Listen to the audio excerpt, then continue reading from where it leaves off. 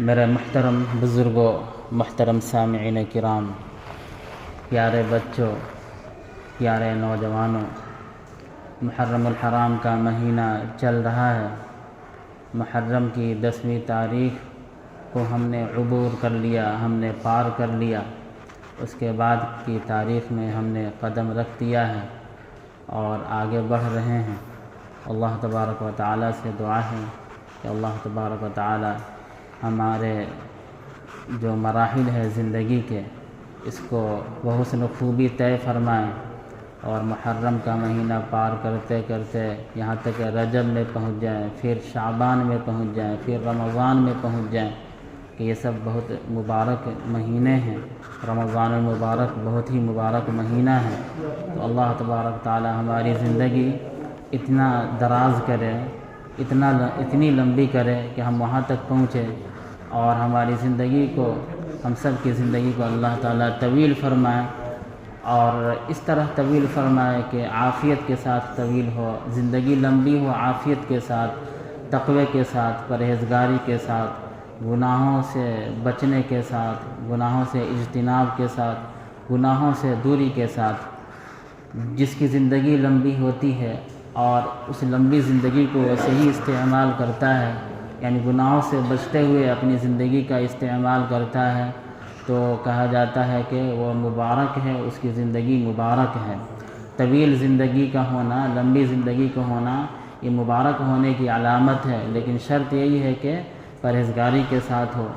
ظاہر سی بات ہے کہ جس کی زندگی لمبی ہوگی وہ زیادہ عبادتیں کرے گا، زیادہ اعمال کرے گا، زیادہ نمازیں پڑھے گا، زیادہ روزے رکھے گا۔ تو اللہ تعالیٰ سے ہمیں اس طرح دعا کرنی چاہیے کہ یا اللہ ہماری زندگی کو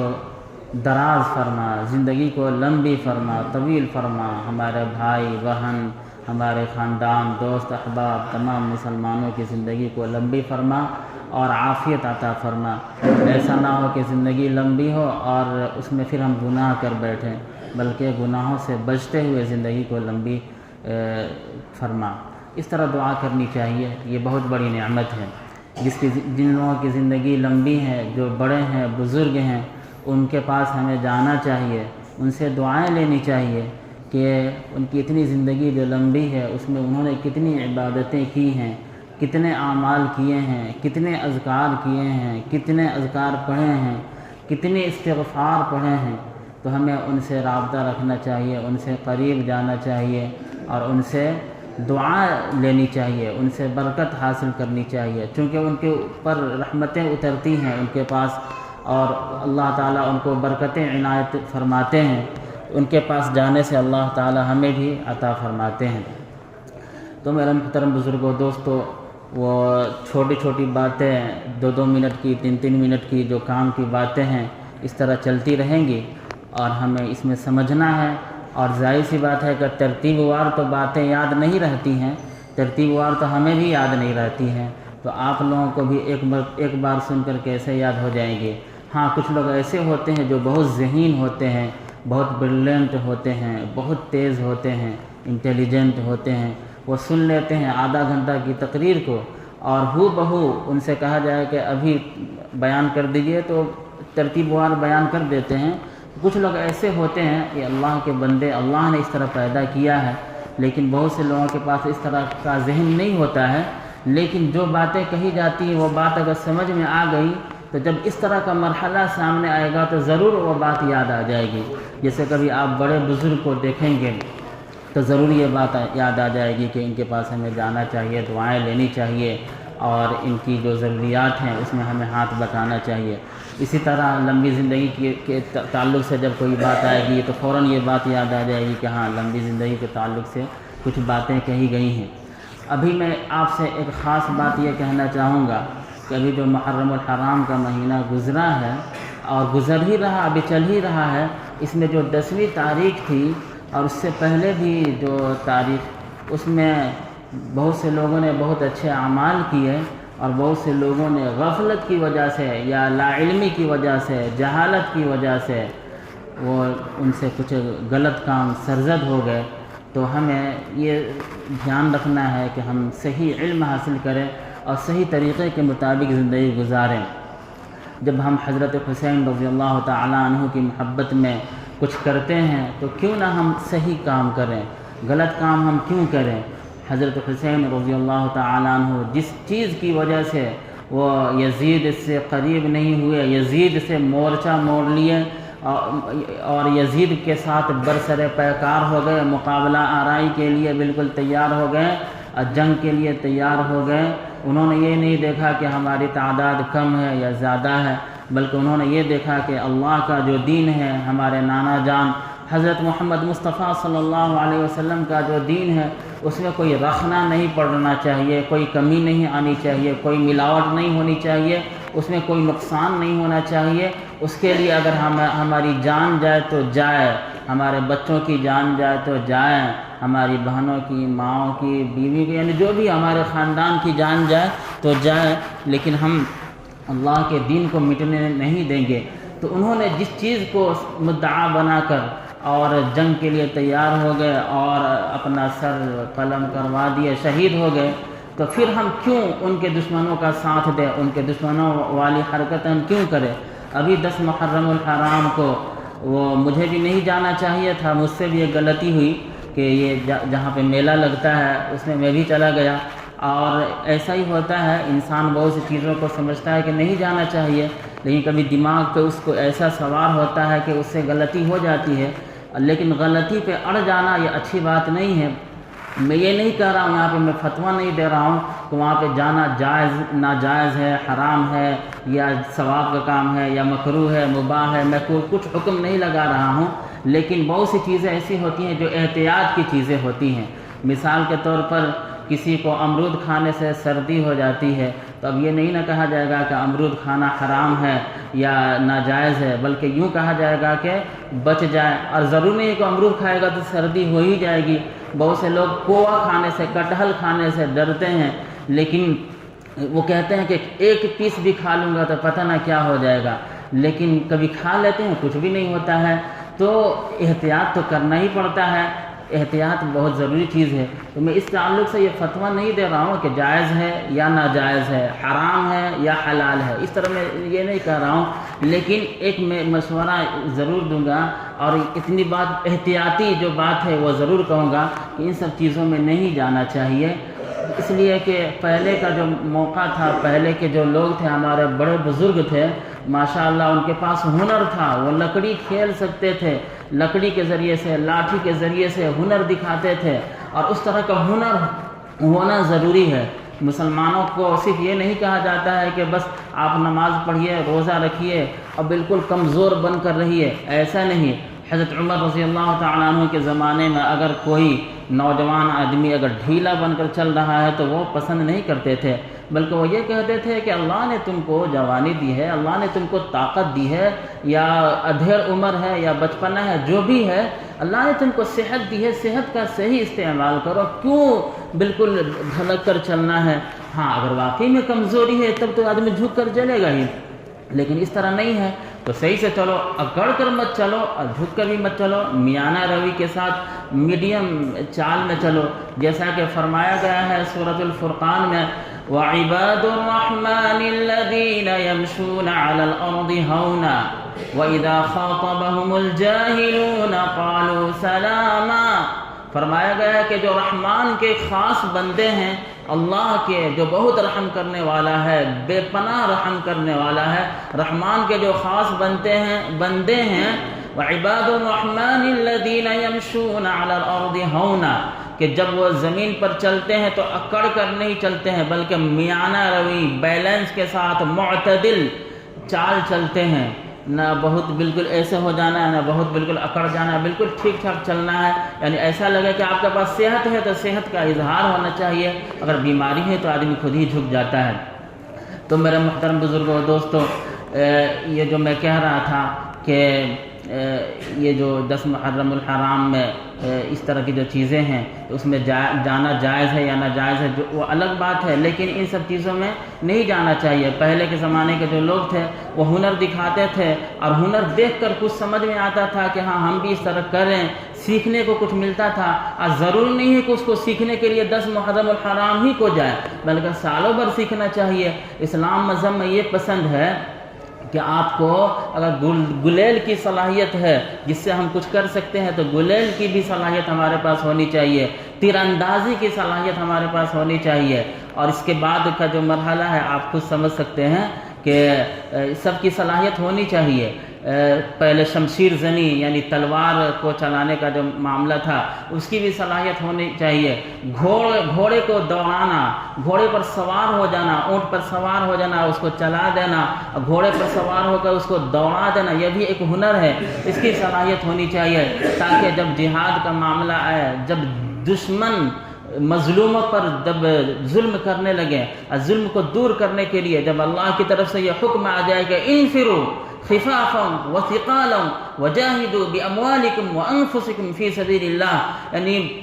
ہلکے پھلکے ہو کر یا بوجھل ہو کر نکلو اور اللہ کے راستے میں جہاد کرو، ظلم کو ختم کرو، شرک کو اور بدعات خرافات کو ختم کرو۔ وہ لوگ اچھے لوگوں پر دندنا رہے ہیں، فڑفڑا رہے ہیں، ان کو ختم کرو، مظلوموں کی مدد کرو، اور اپنے جان سے بھی جہاد کرو، اپنے مال سے بھی جہاد کرو۔ تو جب ہمارے پاس ہنر ہوگا تبھی تو ہم یہ کریں گے، اور ہنر ہی نہیں ہوا تو کیسے کریں گے؟ تو پہلے کا اس طرح تھا کہ لوگ جانتے تھے، لیکن اس میں بھی ضروری نہیں ہے کہ 10 محرم ہی کو جا کر سیکھنا ہے، بلکہ سال بھر سیکھنا ہے۔ ابھی کی جو حالت ہے، اب تو ایسی حالت ہے کہ اب جاننے والے مرحوم ہو چکے ہیں، اللہ ان پر رحم فرمائے، اور کچھ لوگ بیچارے بوڑھے بزرگ ہیں تو ان کے پاس اب کمزوری ہے کہ وہ نہیں کر پائیں گے۔ تو اب ہوتا یہ ہے کہ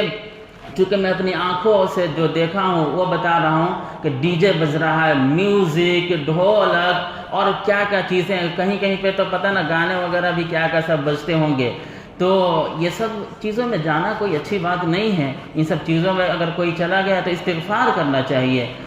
ہمیں بھی استغفار کرنا چاہیے۔ اور یہاں پہ میں ایک بات ضرور کہوں گا کہ کبھی بھی کسی مفتی کو، کسی عالم کو دیکھ کر 100% نہیں چلنا چاہیے، اس لیے کہ عالم سے بھی غلطی ہو سکتی ہے، ایک مفتی سے بھی غلطی ہو سکتی ہے، لیکن غلطی کر کے اکڑ جانا شیطان کا کام ہے، اور غلطی کر کے ندامت کی حالت میں آ جانا، پشیمانی کی حالت میں آ جانا، افسوس کرنا اور توبہ کرنا، یہ حضرت آدم علیہ السلام کا کام ہے اور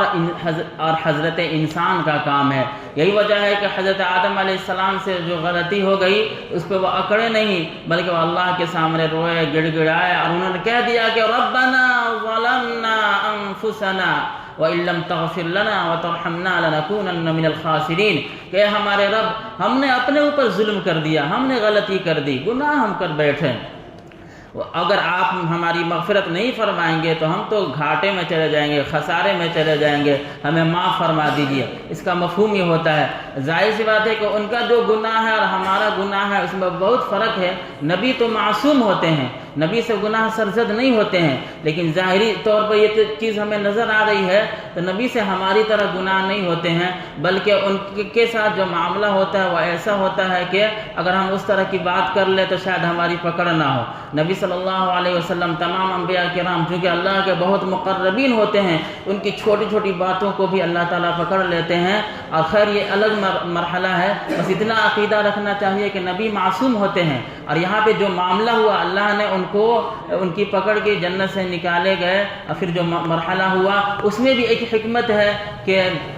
اللہ تعالیٰ جب بھیجے تو ہم لوگوں کی بھی پیدائش ہوئی، اور کتنے ہمارے باپ دادا کی پیدائش ہوئی، اور پھر ہم سب کو اللہ تعالیٰ نے پھر بتا دیا کہ تم پھر واپس جنت میں آ سکتے ہو، اور بالکل آسان کام ہے، اس کے لیے کوئی بہت مشکل کام نہیں ہے، بہت آسان کام ہے۔ دین مذہب بہت آسان ہے، الدین یسر، یہ جو مذہب اسلام ہے کوئی مشکل کام نہیں ہے، بہت آسان ہے، اگر آدمی چاہ لے تو آرام سے کر سکتا ہے، اور اگر نہ چاہے تو وہ اتنا دور چلا جاتا ہے کہ شیطان اس کے اوپر حملہ کر دیتا ہے، پھر اس کو لگتا ہے کہ بہت مشکل ہے۔ یہی وجہ ہے کہ آپ دیکھتے ہیں کہ 80 سال کے جو ہمارے بڑے بزرگ بوڑھے ہیں، بوڑھی عورتیں ہیں، وہ روزہ رکھ لیتی ہیں، اور 30 روزے وہ کر لیتے ہیں، اور 40 سال کا نوجوان شخص وہ روزہ نہیں رکھ پاتا ہے، وہ کہتا ہے کہ مجھ سے تو پیاس برداشت ہی نہیں ہو پاتا ہے۔ اصل معاملہ یہ ہے کہ اللہ تعالیٰ تم سے روزہ ہی نہیں رکھوانا چاہتے ہیں، تم کو دور کرنا چاہتے ہیں، اس لیے پیاس برداشت نہیں ہو پاتا ہے، ورنہ بتائیے کہ 80 سال کے وہ لوگ کیسے روزہ رکھ لے رہے ہیں۔ اسی طرح بچہ ایک روزہ رکھ لیتا ہے 6-7 سال کے بچے بچیاں یا 8-9 سال کے یہ لوگ روزے رکھ لیتے ہیں، 2-2 3-3 4-4 روزے رکھ لیتے ہیں۔ اگر دین مشکل ہوتا ہے تو یہ لوگ کر پاتے ہیں۔ ہاں کبھی کبھی ایسا ہوتا ہے کہ بیماری ہوتی ہے تو اللہ تعالیٰ نے تو یہ کہہ ہی دیا ہے کہ بیماری کی حالت میں معاف ہے، بعد میں قضا کر لینا ہے، فدیہ کا بھی سب معاملہ ہوتا ہے۔ تو جہاں پہ اس طرح مشکل ہے تو واقعی میں وہ مشکل ہے۔ لیکن کبھی کبھی ایسا ہوتا ہے کہ صحت کے باوجود آدمی نہیں کر پا رہا ہے، صحت کے باوجود نماز نہیں پڑھ پا رہا ہے، تو ایسا نہیں کہ اس نے نماز نہیں پڑھا، اللہ نے منع کر دیا کہ تم اس قابل نہیں ہو کہ اس پاکیزہ گھر میں آؤ، تم دور ہی رہو۔ اذان ہوتی ہے، شیطان کو دور کر دیا جاتا ہے، شیطان بھاگتا ہے۔ اور اس میں جو حدیث شریف کے الفاظ ہیں وہ اگر پرسنل کوئی مجلس ہو تو اس میں بتایا جائے، اب پورے مجمع میں بتانا وہ تھوڑا سا کہ یہ ہوتا ہے، مطلب کچھ اس طرح کے الفاظ ہیں کہ کس حالت میں بھاگتا ہے۔ اذان ہوتی ہے تو شیطان بھاگتا ہے، تو اذان ہوتی ہے تو اچھے لوگ مسجد کی طرف آتے ہیں۔ فرمایا گیا ہے کہ حی علی الصلاۃ، آؤ نماز کی طرف، حی علی الفلاح، آؤ کامیابی کی طرف۔ کس کو کہا جا رہا ہے؟ جو اس کو سمجھ رہے ہیں تو وہ آتے ہیں، اور جو نہیں سمجھ رہے ہیں تو وہ نہیں آتے ہیں۔ تو میرے محترم بزرگوں دوستو، ہمیں ان سب چیزوں کا خیال رکھنا چاہیے کہ حضرت آدم علیہ السلام کا طریقہ اختیار کرنا چاہیے کہ غلطی پہ اکڑنا نہیں ہے، بلکہ غلطی ہو جائے تو اس کو مان لینا ہے۔ کسی بھی معاملے میں بہت سی چیزیں میں لوگ کہتے ہیں کہ یہ ہماری غلطی تھوڑی، انہی کی غلطی ہے، اور جھنجھلا کر دوسرے پر الزام لگانا چاہتے ہیں کہ یہ انہی کی غلطی۔ نہیں، اپنی غلطی کو تلاش کرنا ہے، یہ اچھے لوگوں کا کام ہے۔ اب غلطی کو تلاش کر کے مان لے، اللہ کے سامنے مان لے، اس کے بعد توبہ کریں تو یہ ہوتا ہے۔ تو میں ایک بات جو کہہ رہا تھا، اس میں کئی باتیں آ گئی۔ ایک تو غلطی کو مان لینا ہے، اکڑنا نہیں ہے، اور دوسری بات یہ ہے کہ کسی عالم کو، کسی حافظ کو، کسی مفتی کو دیکھ کر 100% نہیں کر لینا ہے، بلکہ اپنی عقل کا بھی استعمال کرنا ہے۔ جہاں پہ شک پیدا ہو، سوال پیدا ہو، ان سے ملنا ہے محبت سے۔ ایسا نہیں کہ جا کے لڑائی جھگڑا کرنے لگے، محبت سے پوچھنا ہے کہ دیکھیے نا آپ ایسا کر رہے تھے، مجھے تو سمجھ میں نہیں آیا، پتہ نہ قرآن حدیث میں ایسا کچھ ہے کیا؟ تو وہ خود بولیں گے کہ نہیں ایسا نہیں ہے، مجھ سے یہ غلطی ہو گئی۔ تو اب آدمی سمجھ لیا، نہیں تو پتہ چلا کہ سوال پیدا ہو ہی رہا ہے، شک پیدا ہو ہی رہا، لیکن سوچے کہ عالم صاحب نے ایسا کیا تو بس مجھے بھی ایسا کرنا ہے، مفتی صاحب نے ایسا کیا تو مجھے بھی ایسا کرنا ہے۔ ایسا نہیں کرنا ہے۔ اللہ نے عقل دی ہے، صلاحیت دی ہے، تو اندھی تقلید نہیں کرنا ہے، اندھے طور پر کسی کے پیچھے نہیں پڑنا ہے۔ اسلام میں چیز پسندیدہ نہیں ہے، بلکہ کہا گیا ہے کہ اپنی عقل کا استعمال کرو، اپنی صلاحیت کا استعمال کرو، اور علم کو بڑھاؤ۔ پھر تم سے جو بڑے ہیں، علم میں جو بڑے ہیں، عالم ہیں یا حافظ ہیں یا قاری ہیں یا مفتی ہیں، ان سے گائیڈنس لو، ان سے رہبری لو، ان سے پوچھو۔ اس لیے کہ اگر ان سے پوچھو گے نہیں، صرف اپنی عقل پہ بھروسہ رکھو گے تو ہو سکتا ہے کہ شیطان تمہاری عقل کو کبھی ادھر ادھر کر دے اور تم گمراہ ہو جاؤ گے۔ تو تم اپنی عقل کا بھی استعمال کرو، ان سے پوچھو، پھر سمجھ میں آ جائے کہ ہاں کون سا راستہ ہے۔ تو میرے محترم بزرگوں دوستو، اس طرح کی جو چیزیں اس میں نہیں جانا چاہیے، اس میں جو ڈی جے وغیرہ کیا کیا ہو رہا ہے، تو ہم جا کر ان کو سپورٹ کر رہے ہیں۔ ماشاءاللہ جیسا کہ مجھے بتایا گیا کہ پہلے بہت سے تعزیے آتے تھے، ابھی تعداد کم ہو گئی۔ یہ اللہ کا کرم ہے کہ لوگوں کو علم حاصل ہوا اور لوگ آہستہ آہستہ ان سب چیزوں سے دور ہو رہے ہیں۔ یہ بھی بتایا گیا کہ پہلے بہت بڑی تعداد لوگوں کی ہوتی تھی، اب تعداد کم ہو گئی۔ یہ بھی اللہ کا کرم ہے کہ بہت سے لوگ دور ہو گئے ان سب چیزوں سے، خرافات سے۔ آہستہ آہستہ جب لوگ دور ہوتے چلے جائیں گے تو کفر یا خرافات یا بدعات خود ہی آٹومیٹکلی سب مٹ جائے گا۔ اب میں نے یہ بھی دیکھا کسی بچے کے سر پہ وہ کپڑا باندھ کر لکھے ہوئے ہیں لبیک یا حسین، اور اس حالت کے ساتھ اس مجلس میں جا رہے ہیں، یعنی اس کا مطلب یہ ہوتا ہے کہ اے حسین میں حاضر ہوں۔ کیا ڈھول تماشے کے ساتھ حاضر ہوں، ڈی جے کے ساتھ حاضر ہوں؟ یہ مذاق نہیں اڑایا جا رہا ہے تو کیا ہے؟ آپ کو معلوم ہونا چاہیے کہ بہت سے لوگ جو دل کے بہت سچے ہوتے ہیں ان سے کچھ غلطیاں ہو جاتی ہے۔ غلط تو غلط ہی ہے، ایک دل کی سچائی الگ چیز ہے اور غلطی غلط ہے۔ مثال کے طور پر کوئی دل کا بہت سچا ہے اور شراب پی رہا ہے تو اس کی دل کی سچائی قابل قبول ہے، لیکن شراب پی رہا تو یہ عمل غلط ہے، حرام ہے۔ تو کہا جاتا ہے کہ کوئی شرابی تھا اور اس کے سامنے تذکرہ چل رہا تھا، ان کا تذکرہ یعنی کہا جا رہا تھا کہ بتاؤ وہ آدمی کیسے ہیں؟ تو کہتا تھا ارے وہ کیا ہے، وہ کس کام کا ہے؟ شرابی لوگ کیسے بات کرتے ہیں، آپ سمجھ سکتے ہیں نا، شرابی لوگ سمجھتے ہیں کہ ہم ہی بڑے ہیں، اور وہ شرابی شاعر تھے۔ تو کہا جاتا تھا کہ اچھا ایک اس علاقے میں جو شاعر ہیں ان کے بارے میں بتائیے تو بتایا وہ کیسا شاعر ہے، وہ تو کسی کام کا نہیں ہے، بالکل اس کو کیا شاعری آتی ہے، اچھا اس کے بارے میں بتائیے، ارے وہ بھی کس کام کا ہے، اس کے بارے میں بتائیے وہ بھی کس کام کا ہے۔ بالکل نشے کی حالت میں وہ شرابی تھا اور ایک دم مست تھا، جس کا بھی نام لے رہے تھے اس کو ریجیکٹ کر دے رہا تھا۔ اب اسی میں کچھ لوگ ایسے تھے، پتہ نہ وہ بیوقوف تھے یا احمق تھے یا شرارت سوجھی، انہوں نے اس وقت حضرت محمد مصطفیٰ صلی اللہ علیہ وسلم کا نام لے لیا، بتایا کہ ذرا ان کے بارے میں بتاؤ۔ اب یہ شرابی تھا، جب نبی صلی اللہ علیہ وسلم کا نام سنا اس کا چہرہ سرخ ہو گیا اور ایک دم آنکھ لال ہو گئی، کپ کپانے لگا، اور اس نے کہا کہ تم چاہتے ہو کہ اس گندی زبان سے میں ان کا نام لوں اور اس گندی زبان سے ان پر میں کمنٹ کروں اور میری زبان سے کوئی غلط بات نکل جائے، کیا تم مجھ کو کافر بنا دینا چاہتے ہو؟ تو میرے محترم بزرگوں دوستوں، کتنے ایسے ہیں جو شرابی ہیں لیکن دل کے بہت سچے ہیں۔ وہ آدمی شرابی تھا لیکن دل کا سچا تھا، اسی وجہ سے وہ نبی صلی اللہ علیہ وسلم کا جو تذکرہ شراب کی حالت میں لینا نہیں چاہا کہ میں گندی زبان سے ان کا کیسے نام لوں، میں ان کا نام لوں گا، میں شرابی ہوں، میں نے غلط کیا، وہ بہت بڑے ہیں، ان کا میں احترام کروں گا لیکن ادب کے ساتھ احترام کروں گا، میں پہلے نہا لوں گا، دھو لوں گا، کلی کر لوں گا، پاک صاف ہو جاؤں گا، پھر میں کہوں گا حضرت محمد مصطفیٰ صلی اللہ علیہ وسلم وہ کائنات میں اللہ کے بعد سب سے بڑے ہیں، اس طرح میں ان کا تذکرہ کروں گا۔ تم لوگ اس حالت میں مجھ سے تذکرہ کروا رہے ہو؟ تو میرے کہنے کا مطلب یہ ہے کہ وہ شرابی آدمی دل کا سچا تھا، عمل کا گندا تھا، لیکن دل کی سچائی کی وجہ سے اس نے یہ حرکت اس طرح کیا۔ تو پورا واقعہ مجھے یاد نہیں کہ دیکھنا پڑا ہے کتاب میں، شاید وہ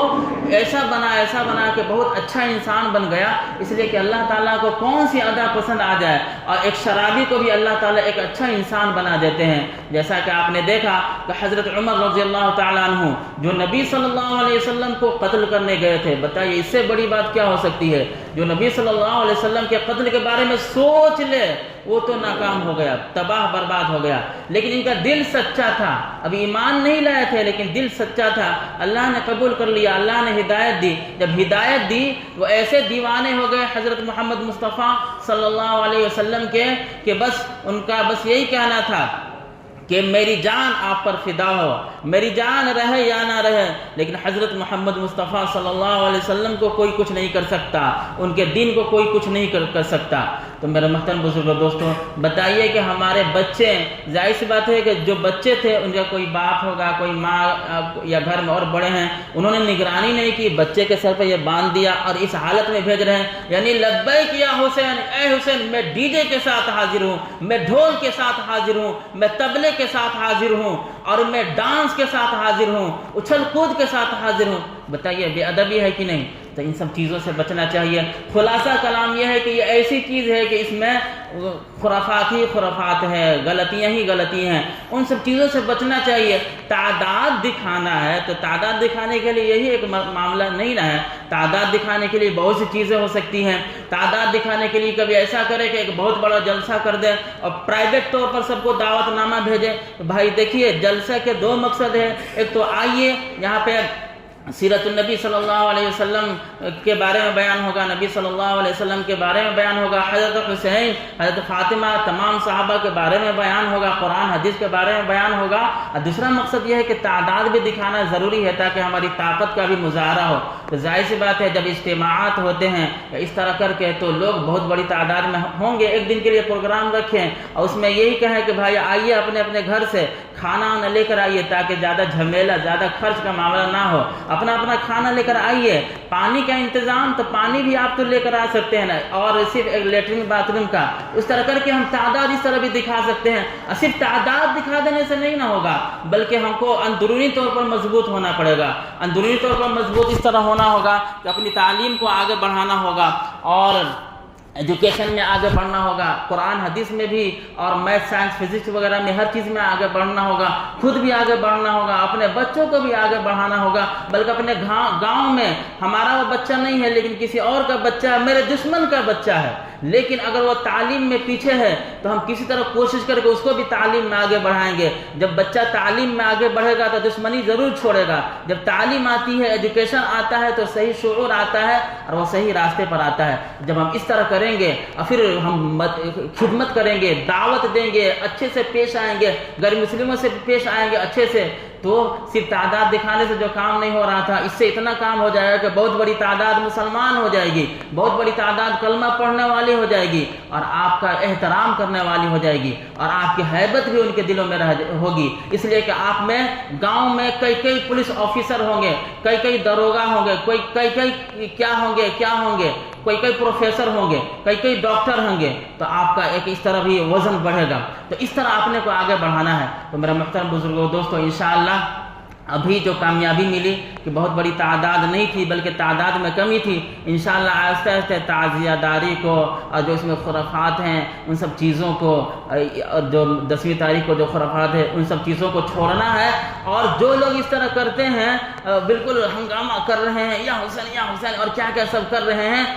ڈی جے کے سامنے کتنی بے ادبی کر رہے ہیں، بتائیے وہ اس حالت میں وہ روزہ رکھ سکتے ہیں کیا؟ حالانکہ 10ویں تاریخ کو روزہ رکھنا چاہیے تھا. تو چلیے آج یہ مسئلہ بتایا گیا، وقت تو گزر گیا، انشاءاللہ اس پر عمل 1 سال بعد ہوگا. مجھے امید ہے کہ یہ سبق پکا یاد رہے گا، اس لیے کہ 1 سال کا مرحلہ سامنے آ رہا ہے. اس کو بار بار دماغ میں جب ہم ریپیٹ کریں گے تو انشاءاللہ یہ سبق یاد رہے گا، اور آئندہ سال